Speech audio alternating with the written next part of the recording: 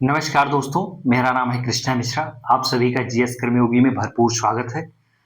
आज हम बात करेंगे, बहुत चर्चित मुद्दा है पूरे हिंदुस्तान में। हर घर में हर व्यक्ति, हर इंसान, हर लड़का, वृद्धा, युवा, महिला, बच्चे, बुजुर्ग, बच्चे सब यही बात कर रहे हैं। सोशल मीडिया पे बहुत तेजी से अफवाहें चल रही हैं। क्या भारत में लग सकता है लॉकडाउन? लोगों ने लॉकडाउन जैसे स्थिति, जैसे वर्ष 2020 में लॉकडाउन लगा था, क्या वैसे ही लॉकडाउन लग सकता है जैसे कोरोना काल में लॉकडाउन लगा था? तो ये अफवाहों को लेकर लोग बहुत ज्यादा परेशान हैं। लेकिन हम सच्चाई को लेकर आप सभी लोगों के सामने आए हैं। सच्चाई क्या है? क्या भारत में लग सकता है एनर्जी लॉकडाउन? एनर्जी मतलब ऊर्जा लॉकडाउन लग सकता है? क्या ऊर्जा की कमी पड़ सकती है? हम इसके बारे में बात करेंगे।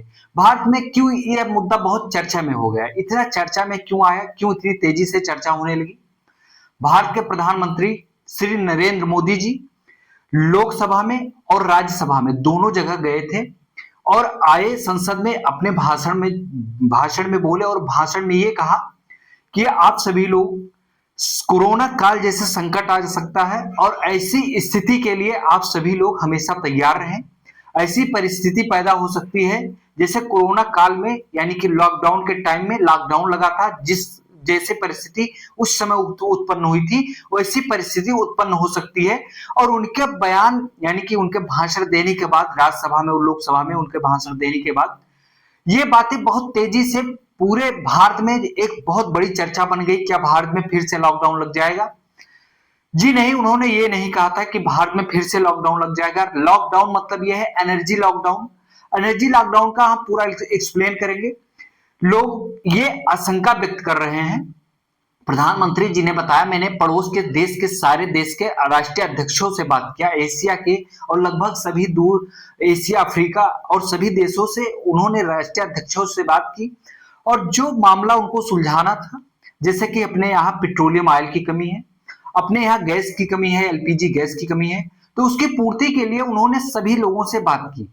बात जो है इसलिए नहीं बन पा रही थी क्योंकि जो मार्ग से आना है, जिस मार्ग से आपका एलपीजी और पेट्रोलियम तेल आना है, उसी मार्ग पे इतना बड़ा बवाल चल रहा है, उसी मार्ग को ईरान ने बंद कर रखा है।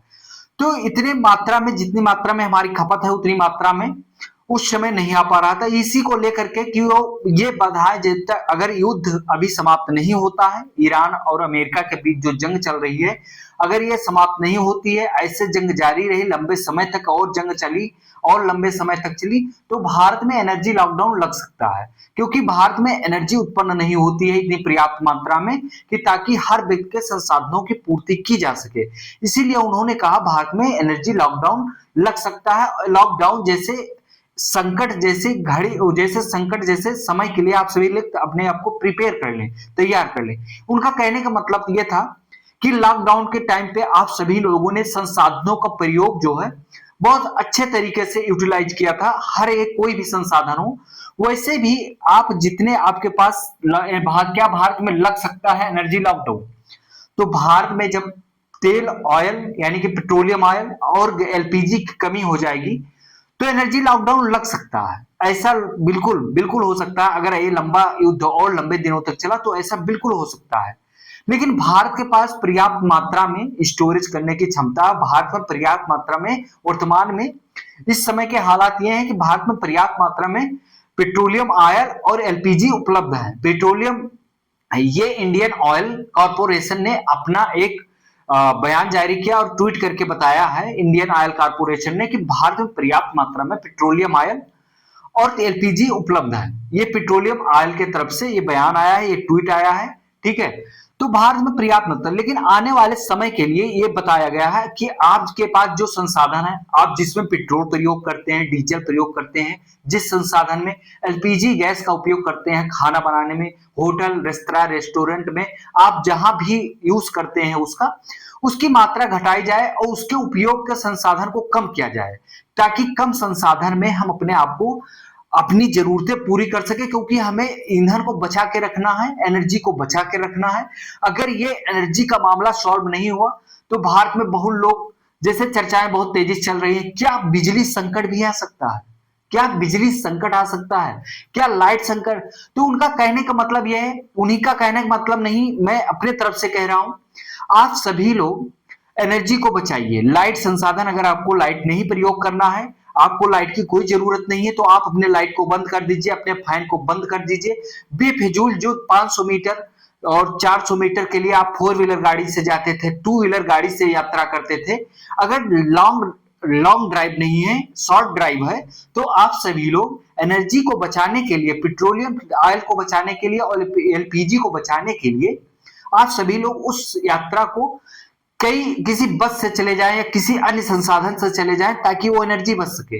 रात में आप सभी लोग, बिजली बहुत लोगों की आदत है, लाइट जला के सोते हैं या लाइट जला के छोड़ देते हैं, तो आप सभी लोग उस लाइट को बंद कर दीजिए ताकि एनर्जी की बचत हो सके।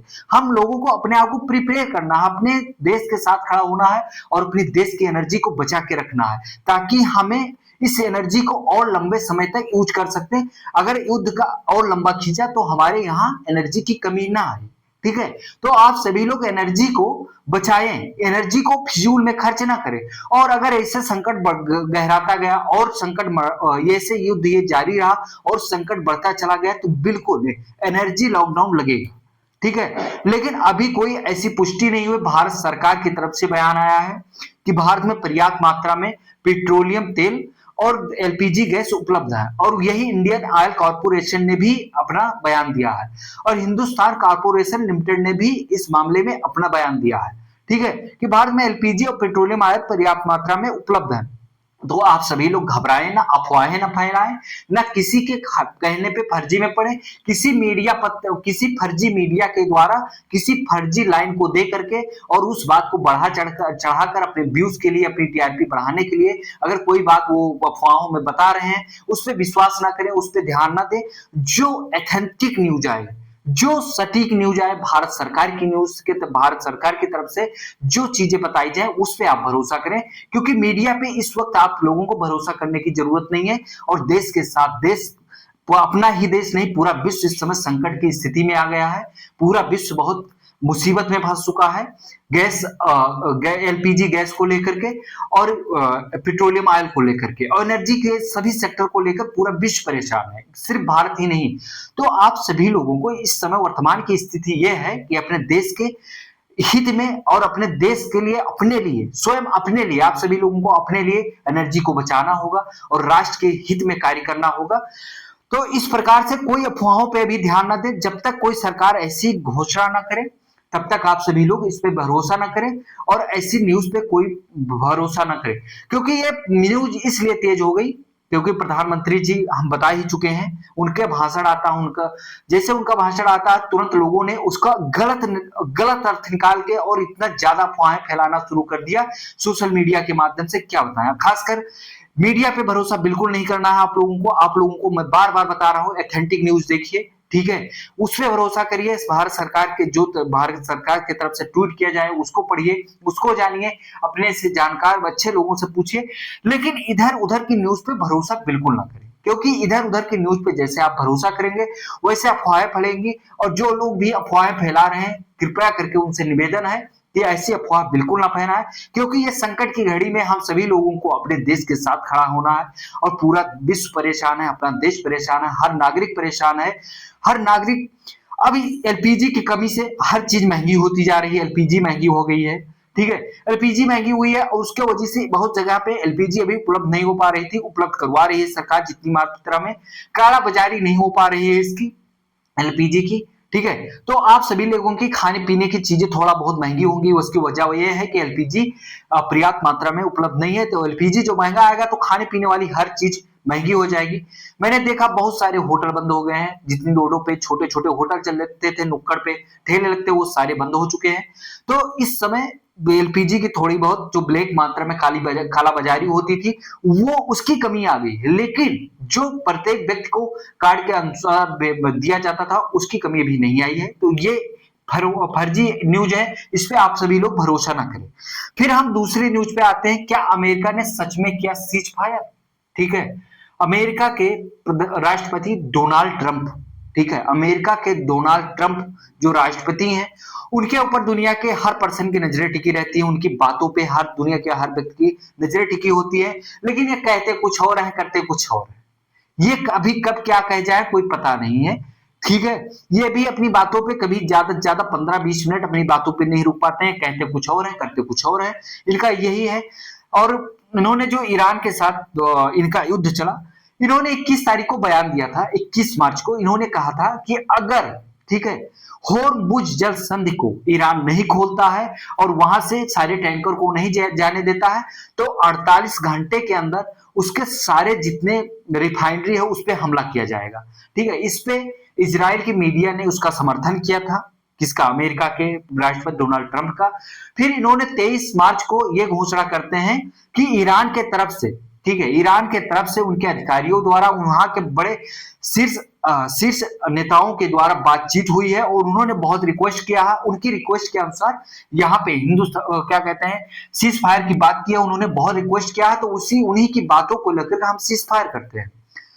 फिर ईरान की मीडिया जाती है, ईरान की मीडिया बात करती है वहां के राष्ट्रीय अध्यक्षों से, वहां के नेताओं से, तो वहां के अधिकारियों से, तो वहां के अधिकारी और नेता वहां के ये पुष्टि करते हैं, शीर्ष अधिकारी और शीर्ष नेता वो बताते हैं कि ऐसे अमेरिका से कोई बात नहीं हुई है, डोनाल्ड ट्रंप से ऐसी कोई बात नहीं हुई है, ये फर्जी अफवाह, वो झूठ बोल रहे हैं, वहां के लोगों का ऐसा आरोप है।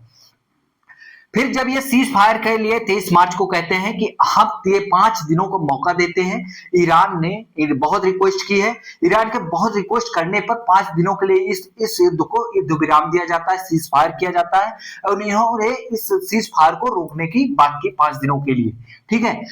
इस पे इजरायली मीडिया जो है वो चिंता व्यक्त करती है और वो कहती है जो ये बात कही गई है सीज फायर की, ये उचित नहीं लगती है, उनके हिसाब से ये उचित नहीं लगती है, ठीक है। ये कौन कहता है, इजराइल की मीडिया कहती है। क्यों, कारण इसका क्या है, इजराइल की मीडिया क्यों इनकी डोनाल्ड ट्रंप की बातों से युद्ध करने के मूड में आते तो खुश होती है, युद्ध विराम करने के मूड में आते क्यों दुखी होती है? क्योंकि ईरान और इजराइल का बहुत ज्यादा कंट्रोवर्सी चल रहा है, आप सभी जानते होंगे, इनका बहुत दिनों से दोनों का आपसी में युद्ध चल रहा है, आपस में युद्ध चल रहा है, तो इस वजह से वहां की मीडिया का ऐसे बातचीत आती रहती है। डोनाल्ड ट्रंप जो है, अभी दोनों देश कोई ऐसी आधिकारिक पुष्टि नहीं किए हैं कि इस युद्ध को युद्ध विराम कर दिया गया है, वह 5 दिन की वो बातों से अपने कहे 5 दिनों के लिए सीज फायर किया गया है। और ईरान द्वारा जितने अब इनके सैन्य अड्डे थे महत्वपूर्ण, उस पर बहुत जबरदस्त हमला किया गया है। चागोस द्वीप समूह पे ईरान ने इतना हमला किया है, इतनी वहां पे मिसाइलें मार दी कि अमेरिकी सैन्य अड्डा था और वहां पे ब्रिटिश सैन्य अड्डा था, 2 देशों के सैन्य अड्डे थे। इसी वजह से अमेरिका तो उनके ऊपर नाराज था क्योंकि उनसे उनका युद्ध चल रहा था। उसी बीच में यूनाइटेड किंगडम यानी कि ब्रिटेन भी ईरान से बहुत नाखुश हो गया है क्योंकि उसके भी सैन्य अड्डे पे उस हमले के प्रभाव पड़े हैं, इसके वजह से ब्रिटेन भी बहुत नाखुश हो गया। इसी बीच में स्पेन के पीएम पेड्रो साचेन का बयान आया है। उन्होंने क्या बयान दिया, उन्होंने अपने संसद में जाकर बयान दिया है कि इजराइल जो है लेबनान को गाजा बनाना चाहता है। इन्होंने कहा है, स्पेन के प्रधानमंत्री पेड्रो साचेज ने कहा है कि इजराइल जो है लेबनान को क्या बनाना चाहता है, गाजा जैसे बनाना चाहता है, हमला करके और उसको तबाह कर देना चाहता है। इन्होंने बयान दिया है और इनका बयान बहुत तेजी से वायरल हो रहा है, इस समय बहुत तेजी से इनका बयान लोगों को देखने में आ रहा है। अब हम आते हैं, ईरान ने क्या शर्तें रखी है। बात बहुत तेजी से चल रही थी सीज फायर की, इसी बीच में ईरान ने अपनी शर्तें दे दी है कि भाई मेरे टर्म कंडीशन पूरा कर दो, हम सीज फायर कर लेंगे। लोगों ने ईरान से बात की सीज फायर करने को लेकर के, तो ईरान ने सीज फायर को लेकर के तो तैयार हो गया कि हाँ सीज फायर करेंगे, लेकिन हमारी भी कुछ शर्त है, हमारी भी कुछ टर्म कंडीशन है, उसको अगर आप पूरा कर देते हैं, फॉलो कर देते हैं और हमारी मांग को पूरा कर देते हैं तो हम सीज फायर के लिए तैयार हो जाते हैं, ठीक है। तो हम आइए जानते हैं ईरान ने क्या 7 शर्तें रखी है और क्या वो शर्तें पूरी होंगी, क्या सीज फायर होगा कि नहीं हो पाएगा। इसके लिए जानने के लिए पहले तो हमें इनकी 7 शर्तों को पढ़ना होगा, जानना होगा। पहली शर्त इन्होंने क्या रखी है, जंग में हुए वित्तीय नुकसान का मुआवजा, ठीक है, मुआवजा दिया जाए। इन्होंने कहा है, ईरान ने कहा है कि मेरे ऊपर जितने हमले हुए हैं, मेरा जितना नुकसान हुआ है और उसका वित्तीय मुआवजा भी दिया जाए। ये बिल्कुल संभव नहीं है। ये पहली भी बात ही रिजेक्ट मैं कर दे रहा हूं, मैं अपनी तरफ से बता रहा हूं, न कि उनकी तरफ से ये मेरी अधिकारिक पुष्टि है, न कि उनकी अधिकारिक पुष्टि। ये मांग बिल्कुल पूरी नहीं की जाएगी। इन्होंने ये मांग जो रखी है जंग में हुए वित्तीय नुकसान का मुआवजा, ये मांग बिल्कुल नहीं पूरी की जाएगी। इसी से आपको समझ में आ रहा होगा कि अब ये दोनों ये भी सीज फायर करने के मूड में नहीं है। ये सीधा सीधा बोल रहे हैं हम इससे भी बड़ा हमला करेंगे, हम इससे भी बड़ा जवाबी कार्रवाई में हमला करेंगे, हम मुंह तोड़ जवाब देंगे। ये कोई भी बात मानने को तैयार नहीं है। वही है कि इनकी पूरी शान चौपट हो गई, इनका देश चौपट हो गया, विकास के क्षेत्र में 50 साल पीछे चला गया है। लेकिन इनका जो है सनक जो है वो अभी कम नहीं हो रहा। ठीक है, तो इनका वित्तीय मुआवजा वाला जो शर्त है, पहली शर्त मेरे तरफ से ही मान बता दे रहा हूं, ये शर्त बिल्कुल नहीं पूरा की जाएगी, पहली ही शर्त। इस वजह से पहले ही मान लीजिए सीज फायर नहीं हो पाएगा। दूसरी शर्त हम जानते हैं क्या है, खाड़ी देशों में अमेरिका के सैन्य अड्डे नहीं होंगे। खाड़ी देशों में हमने बताया था यूएई, सऊदी अरेबिया, कतर, ठीक है, अन्य देशों में, खाड़ी देशों में अमेरिका ने अपने सैन्य अड्डे बना रखे हैं। उस सैन्य अड्डों पर इसराइल ने बहुत ईरान ने बहुत जबरदस्त मिसाइलें दागी है। वहां के सैन्य अड्डों को, 3 सैन्य अड्डों को तो बिल्कुल तबाह कर दिया है। कई सैनिक शहीद हो गए, बहुत सारे सैनिक वहां पे शहीद हुए हैं और वहां पे बहुत जबरदस्त अटैक ईरान ने किया था। तो खाड़ी देशों में जो अमेरिका के सैन्य अड्डे हैं वर्तमान में ये नहीं होंगे। ये किसने कहा? ईरान। ये बिल्कुल नहीं होगा भैया। अमेरिका हर देश में, हर जगह पे, चाहे वो लीज पे ले ले जमीन या चाहे उस देश से कुछ एग्रीमेंट करके ले ले, वो हर देश में अपने सैनिक टिकाना चाहते हैं, क्योंकि उनका उनकी नजर अपने ही देश की रक्षा नहीं है, पूरे विश्व के ऊपर उनकी नजर है कि पूरा विश्व क्या कर रहा है। तो ये शर्तें बिल्कुल नहीं पूरी होंगी, मैं ये भी बता दे रहा हूं। ये शर्तें इनकी बिल्कुल नहीं मानी जाएंगी। खाड़ी देशों में अमेरिका के सैन्य अड्डे नहीं होंगे। इन्होंने जो मांग की है बिल्कुल होंगे, ये मांग पूरी नहीं की जाएगी। इससे भी आपको समझ में आ जाएगा, इससे और बड़ा कि ये सीज फायर की तरफ बिल्कुल नहीं बढ़ रहे हैं दोनों देश, कोई समझौता करने के मूड में नहीं है। देखो, अमेरिका का तो जितने सैन्य खर्चे हैं उसका 1% नुकसान हुआ है, इनका लेकिन बहुत ज्यादा नुकसान है इनको। और दोनों देशों को बैठकर बातचीत करना चाहिए और इस समय कोई ना कोई विकल्प और कोई रास्ता निकालना बहुत जरूरी है। नहीं तो क्या होगा आने वाले टाइम पे, पूरी दुनिया की तस्वीर वो आप सभी लोगों को अभी से समझ में आने लगा होगा। फिर तीसरी टर्म एंड कंडीशन इनको हम जानते हैं क्या है। इनकी तीसरी टर्म एंड कंडीशन क्या है, इन्होंने क्या रखी है, ईरान ने क्या रखी है? हिजबुल्लाह के खिलाफ इजराइल के हमले रोके जाए। भाई इसको रोका जाना चाहिए, अगर ये गलत है तो बिल्कुल रोका जाना चाहिए। ये अमेरिका रोक सकता है, हिजबुल्लाह के खिलाफ इजराइल के हमले रोके जाए, ये बिल्कुल रोक सकते हैं अमेरिका वाले। अगर चाहे तो ये बिल्कुल रोक सकते हैं, ये हो सकता है।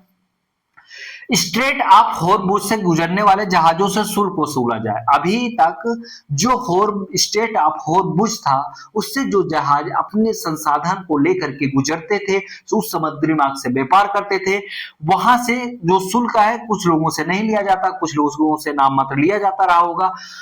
तो वहां पे अब पूर्ण रूप से और बहुत महंगा शुल्क वसूला जाएगा। और पूर्ण रूप से जो इतना शुल्क वसूला जाएगा, जितना शुल्क लगाया जाएगा, वो पूरा शुल्क किसको मिलेगा? ईरान को मिलेगा। इन्होंने ऐसी कंडीशन रखी है। हो सकता है ये भी पूरी कर दी जाए, हो सकता है ना पूरी की जाए, इसके बारे में कुछ नहीं कर सकते हैं। ईरान की ये शर्तें हैं। फिर 5वीं शर्त पे हम आते हैं, समुद्री मार्ग के नियंत्रण प्रभावी रूप से ईरान के पास हो।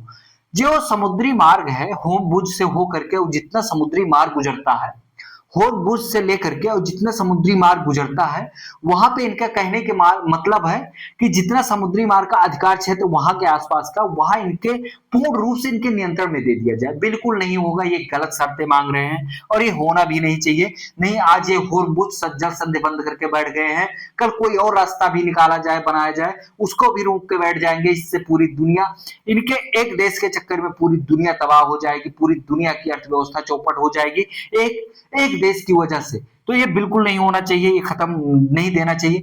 भविष्य में हमले दोबारा नहीं होंगे, ये सब पूरी की जा सकती है, बिल्कुल मान सकते हैं। सभी प्रतिबंधों को हटाने की मांग। भैया सभी प्रतिबंध, जैसे ये डीजल बेचते थे, मैंने बोल दिया, पेट्रोलियम ऑयल बेचते थे, एलपीजी बेचते थे, इनके पास भरपूर पैसा आता था। इन लोगों के पास क्या है ही है, इन लोगों के पास अगर देखा जाए तो एलपीजी और पेट्रोलियम ऑयल को छोड़ दो तो इन लोगों के पास कुछ नहीं। अगर पेट्रोलियम ऑयल इनके पास ना होता और एलपीजी ना होता और इसका इतना महत्व इंसान के जीवन में, भौतिक जीवन जीने के लिए इतना महत्व उसका ना होता तो इन लोगों के पास खाने के लिए रोटियां ना होती। एलपीजी और पेट्रोलियम ऑयल की वजह से इन लोगों ने इतना पैसा कमा लिया है, इतने अमीर हो गए हैं कि आज ये वही पैसे की बर्बादी कर रहे हैं। उसी पैसे से इन्होंने अपना विकास किया, उसी पैसे की बर्बादी कर रहे हैं। और ये बहुत, नहीं तो इन लोगों के पास कुछ नहीं होता तो अमेरिका ऐसे कोई प्रतिबंध नहीं हटाएगा। तो ये इनकी सातों आप लोगों ने टर्म एंड कंडीशन जान ली होगी। ईरान की 7 शर्तें क्या है, इनकी जो 7 शर्तें हैं बिल्कुल नहीं मानी जाएंगी, मैं अपनी तरफ से बता रहा हूं। और ये भी युद्ध रोकने के मूड में नहीं है। कारण ये है कि इन्होंने भी जो पैसा कमाया है, ये पेट्रोलियम ऑयल और गैस बेच के कमाया है, उसी से अपना विकास किए हैं खूब। इनको भी लगता होगा फिर हम भविष्य में पेट्रोलियम ऑयल और एलपीजी बेचकर फिर पैसा कमा के अपना विकास कर लेंगे और अपनी सारी कंडीशन मंगवा लेंगे। लेकिन पूरे विश्व को इस समय बहुत परेशानी है और सभी लोगों को बैठ के इस समय पूरे युद्ध को अच्छे से सुलझाना चाहिए। और जो अली खamenei की मृत्यु हुई थी, उसी का बदला, उसी का प्रतिशोध लेने के लिए इन्होंने ये 7 कंडीशन रखी है। ठीक है, और कुछ नहीं है। उन्हीं के परिवार का जो शीर्षाध्यक्ष बना है, ठीक है, राष्ट्रीय अध्यक्ष बना है, वही ये सब कंडीशन रखी जा रही। कारण ये है कि उनको भी अब चाहिए, कारण क्या है, पैसा चाहिए विकास करने के लिए। पैसा कोई आर्थिक, अब ये वित्तीय मुआवजा की मांग कर रहे हैं। वित्तीय मुआवजा कोई नहीं देता, कोई देश नहीं देता और इनको भी नहीं मिलेगा, ये तो पहले ही कार्य। फिर ये पेट्रोल डीजल बेच के विकास करना चाहते हैं। हो सकता है कुछ प्रतिबंध हटा लिए जाए, कुछ ना हटाए जाए, लेकिन इस तरीके से जो अगर ऐसे ही चलता रहा तो पूरी दुनिया की क्या तस्वीर होगी, पूरे दुनिया में क्या होगा, पूरे दुनिया में एनर्जी की कमी आ जाएगी। क्या होगा, एनर्जी की कमी आ जाएगी। जो एनर्जी की कमी आएगी तो भौतिक संसाधनों को, भौतिक जीवन यापन जो कर रहे हैं उसमें आप सभी लोगों को कम संसाधनों में, सीमित संसाधनों में जीने के लिए एडजस्ट करना होगा। और ये युद्ध कब विराम लगेगा, अभी कोई परिणाम इसकी आधिकारिक पुष्टि नहीं हुई है और ना अभी की इसका कोई पता चल रहा। कारण ये है कि ये भी अपना शान जो दिखा रहे हैं, ये भी अपना शान कम करने के मूड में नहीं है। ये भी अपने आप में खूब उछाल मारते जा रहे हैं। उधर अमेरिका तो भाई इतना बड़ा दादा बना हुआ है, वो जो है वो सुलझाना ही चाहता है। क्या अमेरिका के राष्ट्रपति को सच में पछतावा हो रहा है कि युद्ध करके पछतावा हो रहा है ईरान से? क्या वो सच में हार रहे हैं? लोगों ने ऐसे अफवाहें उड़ाई है।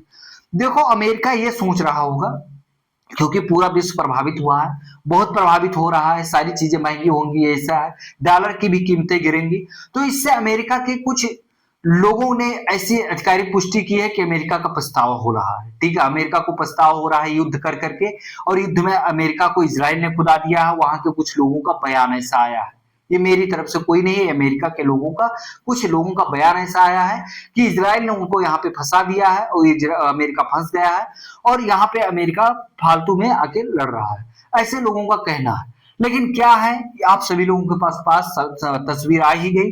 लेकिन भारत में जो चर्चाएं चल रही थी, क्या लग सकता है लॉकडाउन? बिल्कुल नहीं, भारत में जैसे लॉकडाउन लगा था वैसे कोई लॉकडाउन लगने वाला नहीं है। तो ये बातें आप लोग बिल्कुल दिमाग से निकाल दीजिए कि भारत में कोई लॉकडाउन लगेगा।